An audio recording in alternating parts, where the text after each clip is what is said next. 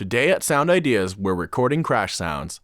We've recorded in the studio, on location, and now we're trying something new. Crash sounds in an empty dumpster. We began by dropping 2 toilets into the bin.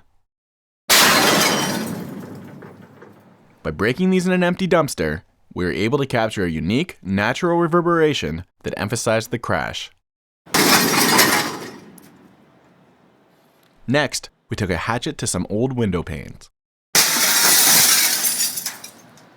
We even smashed the old Sound Ideas office door to get some even bigger glass smashing sounds.